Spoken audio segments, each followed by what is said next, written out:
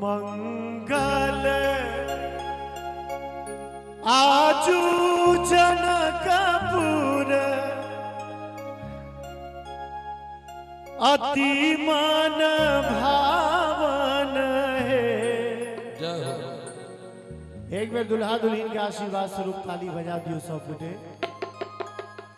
आहे मंगल दुल्हा दुल्हीन परम सुहावन है। आहे मंगल दुल्हा दुल्हीन परम सुहावन है।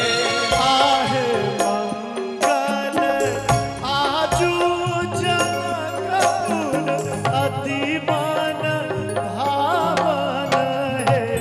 आहे मंगल आजू जनकपुर